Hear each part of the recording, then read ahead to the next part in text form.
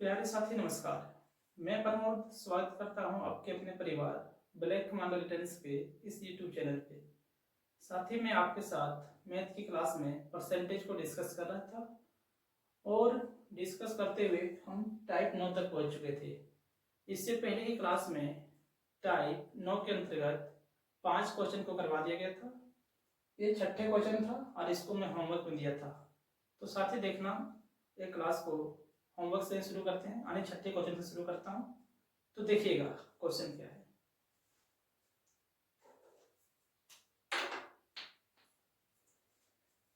साथी क्वेश्चन है, एक व्यक्ति अपनी आय का 10% भोजन पर तथा शेष का 20% मकान किराए पर और शेष का 30% शिक्षा पर खर्च करता है, फिर भी 1008 रुपए बचा लेता है, तो वार्षिक आय ज्ञात करें। तो साथी देखना, मैंने माना उसका आय ये था। उसने क्या बोला, अपने आय का 10% भोजन पर तथा शेष का 20% मकान किराए पर। अगर उसका आय मान लो 100% था, उसमें से 10% भोजन पे खर्च कर दिया, तो कितना बचाया होगा बताओ? 90%। आगे क्या बोला, शेष का 20% मकान किराए पर। शेष का 20%, मैंने फिर से माना उसका आय 100 है, उसका आय 100 है, उसमें से 20% मकान भी किराए पर। 100% उसका आय था, 20% खर्च कर दिया, कितना बचा? 80%। आगे क्या बोला, और शेष का 30% शिक्षा पर और शेष का 30% शिक्षा पे। आने अगर उसने 100 कमाया हुआ तो 30 खर्चा कर दिया, तो कितना बचा? 70%। बोला फिर भी 1008 रुपए बचा लेता है, फिर भी वह 1008 रुपए बचा लेता है, तो उसकी वार्षिक आय ज्ञात करें। तो साथ देखना, काटते हैं। इस एक जीरो से इस एक जीरो को काटो, इस एक जीरो से इस एक जीरो को, इस एक जीरो से इस एक जीरो को काट दिया। अब देखना, 7 से काटता हूं। 7 एका में 7, बच गया 3, 7 चौका 28 और 7 चौका 28। अब 8 से काटते हैं। 8 एका में 8, बच गया 6 और 8 8 64। जब 9 से काटो तो 9 एका में 9, 9 दूनी 18। इधर बच गया 1 गुना के 1 बटा के 100 गुना के 1 बटा के 10 बराबर 2। तो ये बराबर कितना हो जाएगा? इधर क्रॉस मल्टीप्लाई में हो जाएगा, इधर नीचे एक रख लो और क्रॉस मल्टीप्लाई कराओ। तो जब क्रॉस मल्टीप्लाई करेगा तो ये 100 और 10 इधर गुना हो जाएगा, तो 2 गुना के 10 गुना के 100, यानी ये कितना निकल गया? 2000। लेकिन साथी जो ये 2000 निकला, वो क्या निकला है?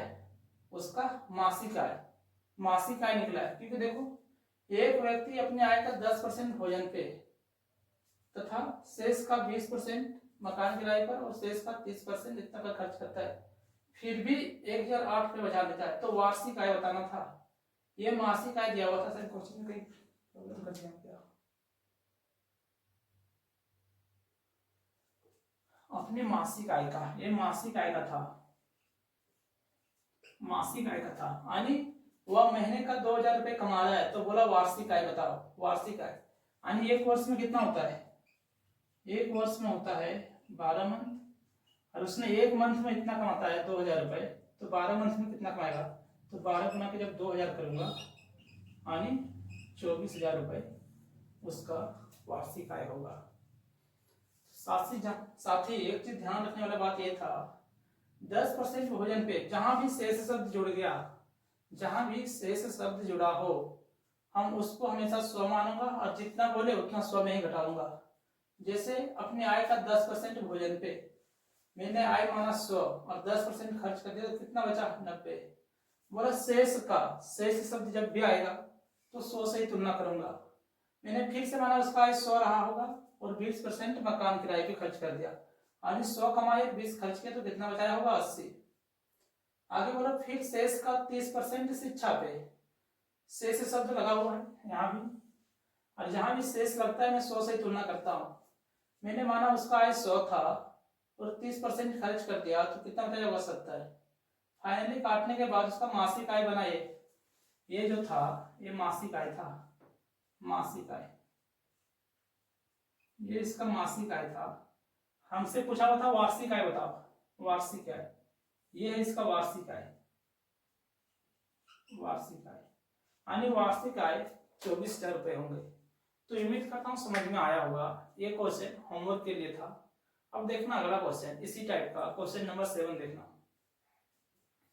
तो साथी ये प्रश्न है, प्रश्न संख्या 7। बोला हरि अपना वेतन में से घर के किराए के रूप में 15% की कटौती की जाती है, शेष राशि का 20% बच्चों की शिक्षा पर खर्च किया जाता है और शेष का 10% उनकी चिकित्सा पर खर्च होता है। अंत में उसके पास 42,840 रुपए शेष बचते हैं, तो उसका वेतन ज्ञात करें। यानी साथी ये भी क्वेश्चन इससे पहले जिस प्रकार से बनाए थे वैसे ही बनेगा, क्योंकि इसी भी क्वेश्चन में शेष शब्द का प्रयोग हुआ है। तो देखना जरा, मान लो हरि का वेतन ये था। हरि अपना वेतन में से घर के किराए के रूप में 15% की कटौती की जाती है। अगर हरि ने मान लो 100 रुपये कमाया और उसमें से 15% से कटौती हो गया किसके लिए, घर के किराए के रूप में, तो कितना बचाया होगा, तो 85%। आगे बोलता है शेष राशि का 20% बच्चों की शिक्षा पर खर्च किया जाता है। यानी शेष शब्द लगा था, इसीलिए मैंने माना 100% उसने पैसा कमाया और 20% बच्चों की शिक्षा पर, तो कितना बचाया होगा बताओ, 80%। फिर आगे बोलता है क्वेश्चन क्या जाता है, और शेष का 10% उनकी चिकित्सा पर खर्च होता है। शेष का 10%, अगर उसने 100 कमाया होगा तो उसमें से 10% चिकित्सा पर खर्च कर दिया, तो कितना बचाया होगा बताओ, 90%। बोला अंत में उसके पास 42,840 रुपए बचता है। अंत में उसके पास 42,840 रुपए बचता है, तो उनका वेतन क्या होगा। तो साथी देखना, काटते हैं, इस एक जीरो से इस एक जीरो को काट दो, इस एक जीरो से इस एक जीरो को काट दो। देखना 9 से नहीं 8 से पहले काटता हूँ। 8 एका में 8, 8 पचे 40, बच गया 2, 8 तिया 24, बच गया 4, 8 पचे 40, 8 पचे 40, ये पूरा कट गया है।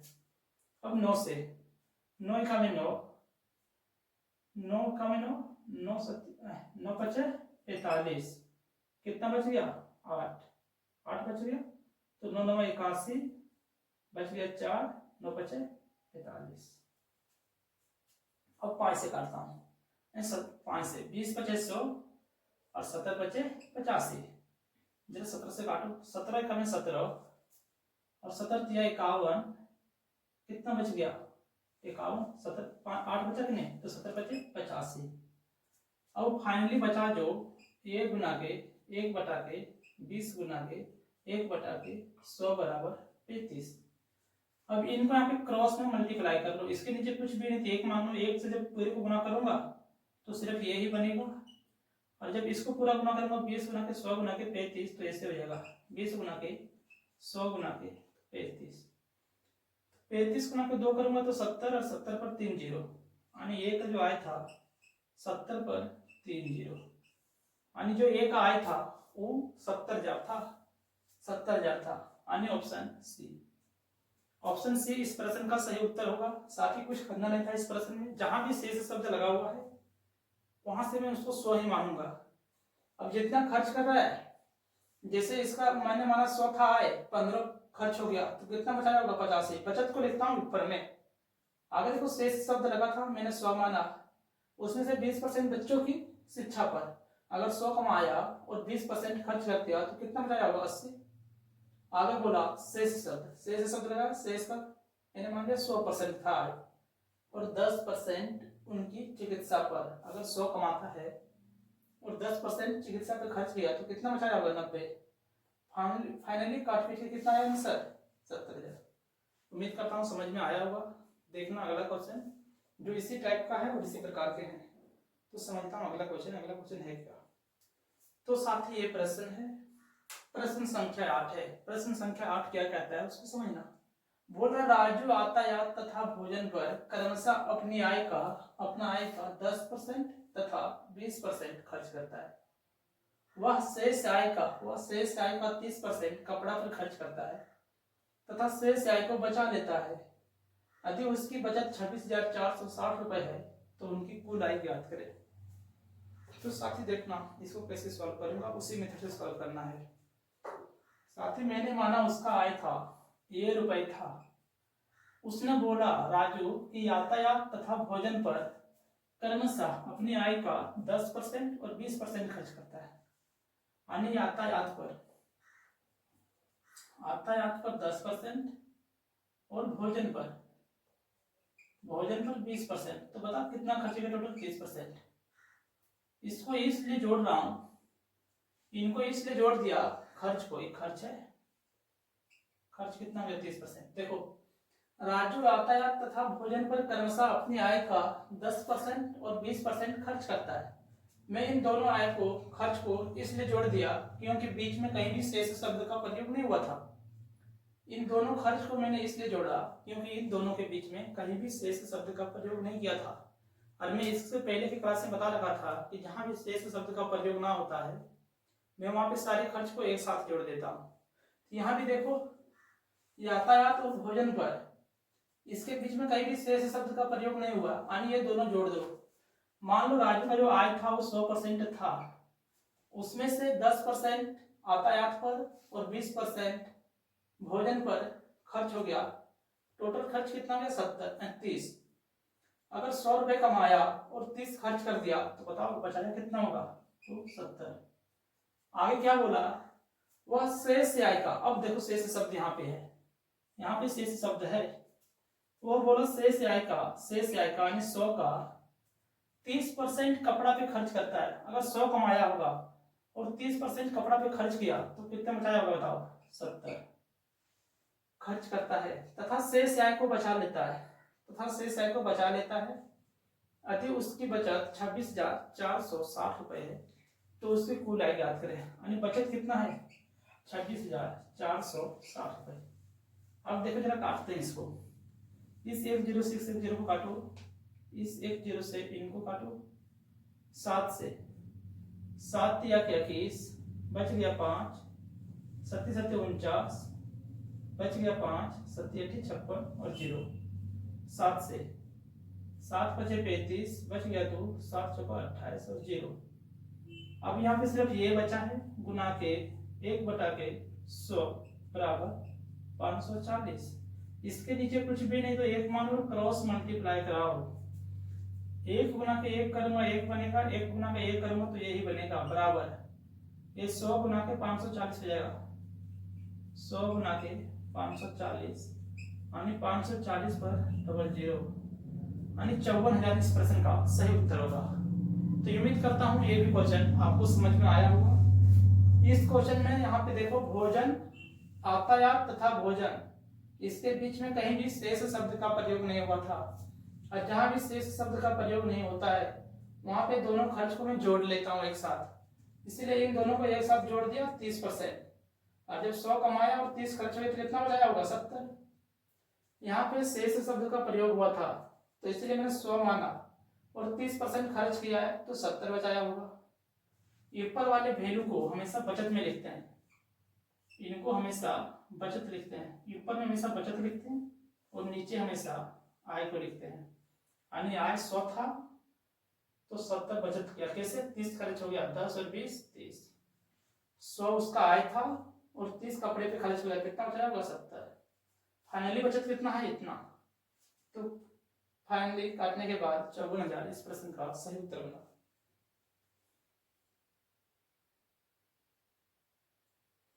तो साथी इस टाइप का यही लास्ट प्रश्न था, प्रश्न नंबर 8 था। अब देखना अगला टाइप, इनसे आगे टाइप नंबर 10 देखना। टाइप नंबर 10 में बेसिकली उत्तीर्ण और अनुत्तीर्ण पे आधारित प्रश्न होता है। किसी कक्षा में कुछ बालक होंगे, कुछ बच्चे होंगे, जिसमें से वो कहा जाएगा क्वेश्चन में कि अगर वह 30% अंक लाता है तो 30 अंकों से फेल हो जाता है। वहीं कक्षा में दूसरे बच्चे हैं जो 35% अंक लाते हैं और उत्तीर्ण अंक से 20 अंक ज्यादा ले आते हैं। तो बताओ कक्षा के पास मार्किंग कितना था, कुल अंक कितना था, उस बच्चे ने कितना अंक प्राप्त किया। तो इस टाइप का जो प्रश्न आएगा उस टाइप के प्रश्न को हम टाइप नंबर 10 में सीखेंगे कि टाइप नंबर 10 में अगर उस टाइप का प्रश्न आता है तो मैं उसको कैसे सॉल्व करते हैं। तो देखना टाइप नंबर 10 शुरू करते हैं। देखना साथी जो इस टाइप का क्वेश्चन है, क्वेश्चन नंबर, इस टाइप का क्वेश्चन को जहां पे पास और फेल स्टूडेंट के बारे में प्रश्न पूछा जाता है, तो उस टाइप को हमने टाइप 10 में रखा है। इस टाइप के माध्यम से सारे प्रश्न को समझने का प्रयास करेंगे कि किस किस प्रकार के क्वेश्चन को इस टाइप में पूछा जाता है। तो मैं बेसिक से शुरू करके थोड़ा टॉप लेवल तक लेके जाऊंगा। तो देखना, पहले प्रश्न नंबर 1 देखता हूँ। प्रश्न नंबर 1 क्या है? तो प्रश्न संख्या 1 क्या कह रहा है? कक्षा 12 के छात्र के लिए एक परीक्षा आयोजित की गई। 96% छात्र पास हुए और 50 छात्र असफल रहे। तो कितना छात्र परीक्षा में उपस्थित हुए थे? तो साथी देखो,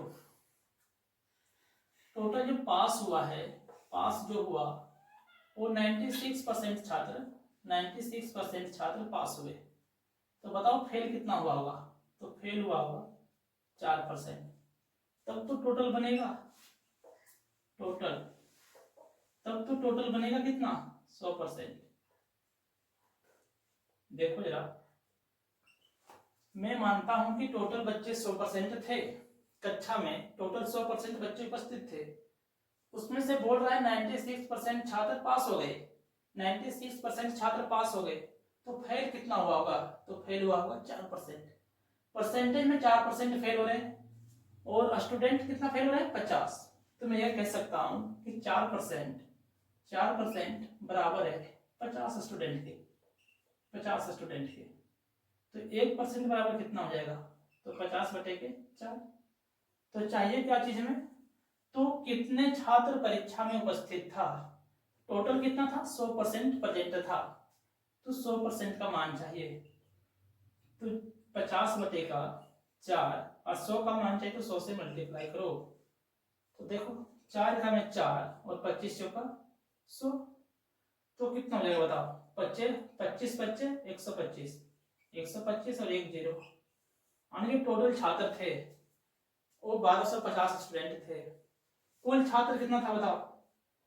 परीक्षा के लिए कुल छात्र 1250 उपस्थित हुए थे।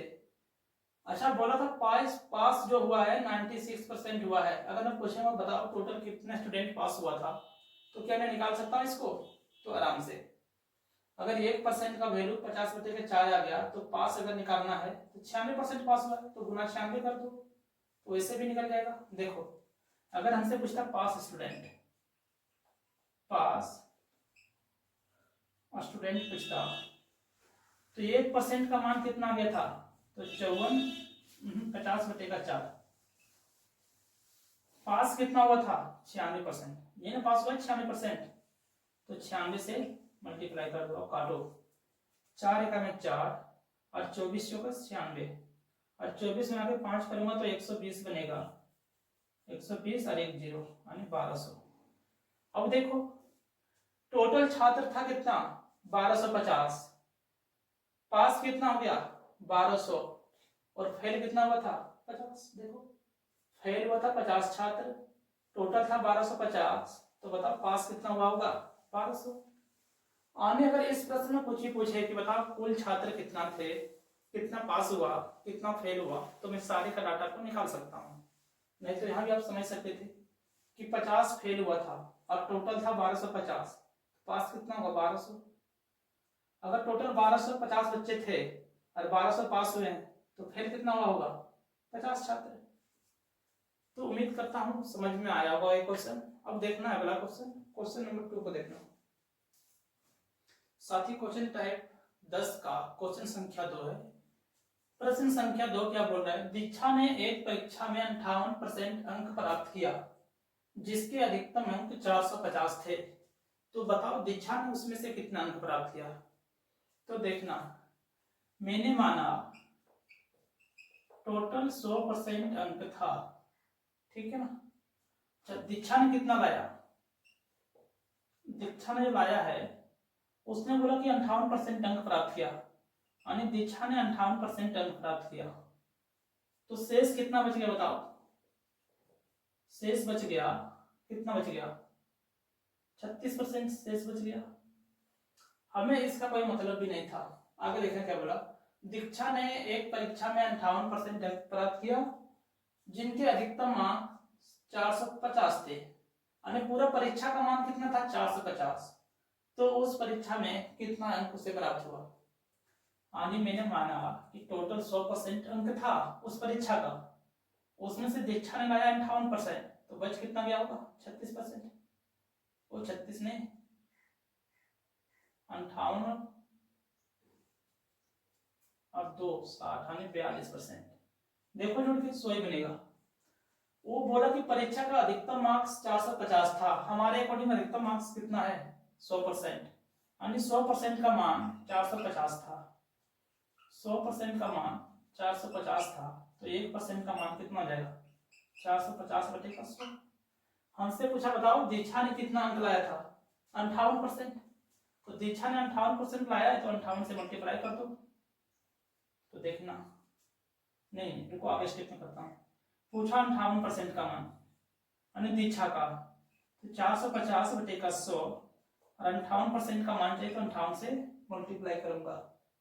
अब काट लेते हैं, 1 0 से 1 0, 5 दूनी 10 और 5 9 45, 2 से काटो, 2 1 में 2, 2 दूनी 4, 1 2 9 18 29, यानी 29 गुना के 9 करता हूँ, 9 9 81 का 1 बन गया 8 बचा 8, 9 दूनी 18 और 8 26, यानी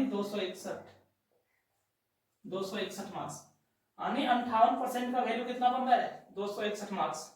तो दीक्षा ने कितना अंक प्राप्त किया होगा 261, यानी टोटल 450 अंक का जो परीक्षा था उसमें से दीक्षा ने 261 अंक प्राप्त किया है, और यही 261 अंक का मतलब है 58%। तो उम्मीद करता हूं समझ में आया होगा इस प्रश्न। देखना अगला प्रश्न, अगला प्रश्न क्या कहता है उसको समझना। प्रश्न संख्या 3।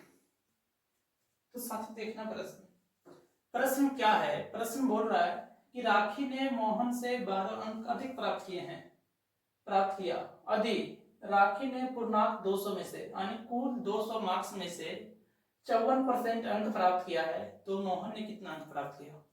तो देखना इसको कैसे सॉल्व करेंगे। देखना एक तरफ राखी को लिखता हूं,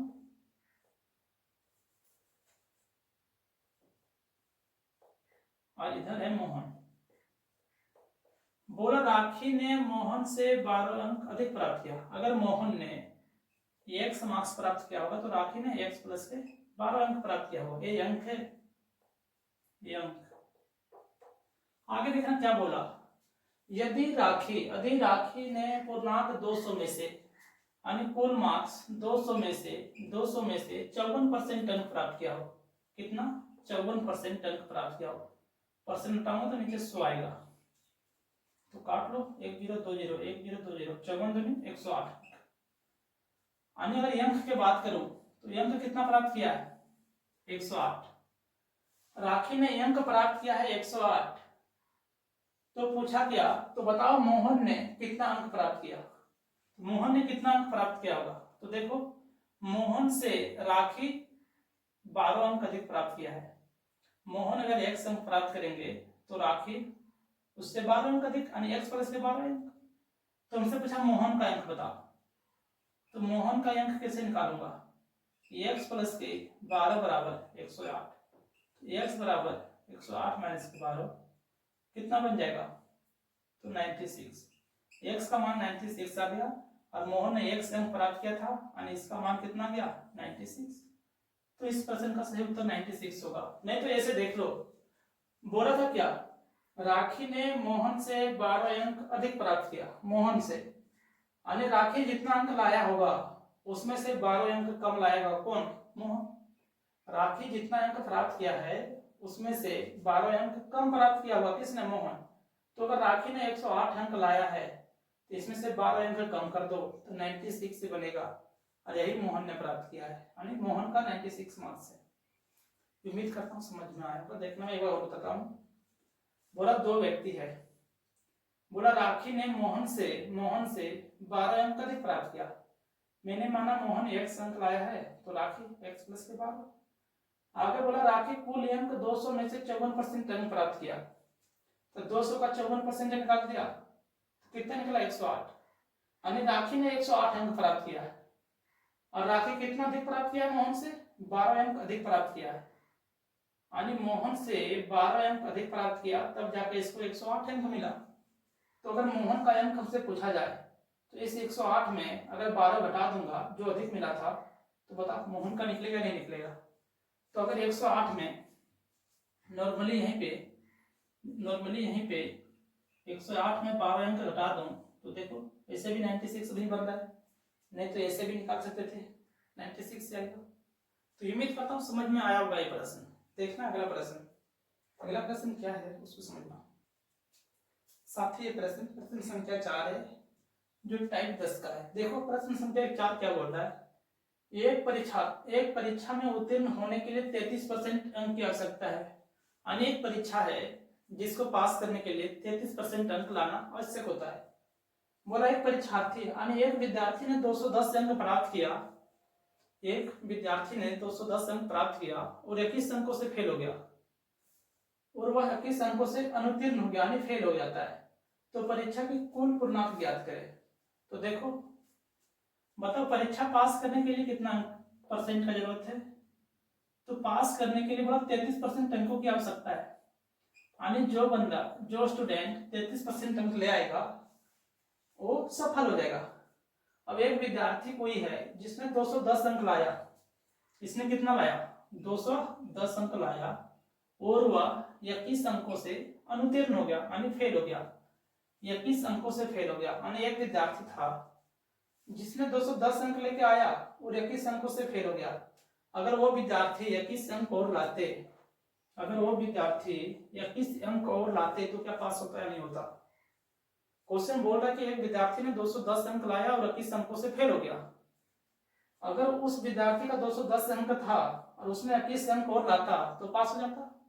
तो मैंने इधर भी पास करवा दिया। अगर उसको मान लो मैंने अभी 21 अंक दे दिया तो बताओ पास हुआ कि नहीं हुआ?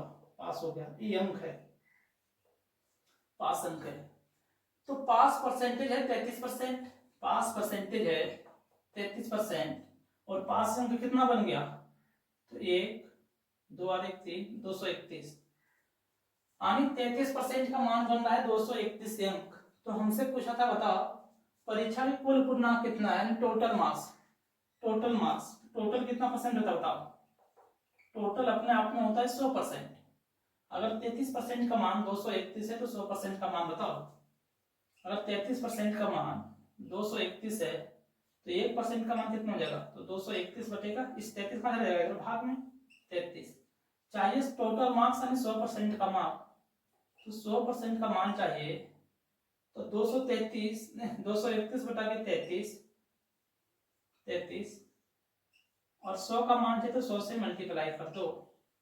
अब देखना करता हूँ 11 दिया 33, 11 दूनी 22, 11 का में 11, 3 का में 3 और 3 सत्ती 21 यानी 100% का जो मान निकला वो 7 गुना के 100 यानी 700। यानी यह कह सकते हैं कि कुल जो पूर्णांक था उस परीक्षा का वो टोटल 700 नंबर का था। साथ ही यहाँ पे ध्यान देने वाली बात यह था उसने बोल रखा कि पास होने के लिए 33% अंकों की आवश्यकता है। अगर कोई भी स्टूडेंट है वो 33% अंक ले आते हैं तो पास हो जाएंगे। यानी पास परसेंटेज कितना है? पास परसेंटेज है 33%। बोला एक परीक्षार्थी यानी एक विद्यार्थी 210 अंक लाता है और वह 21 अंकों से अनुत्तीर्ण हो जाता है। अगर उसको 21 अंक और मिल जाता तो क्या वो बच्चे पास होते या नहीं होते?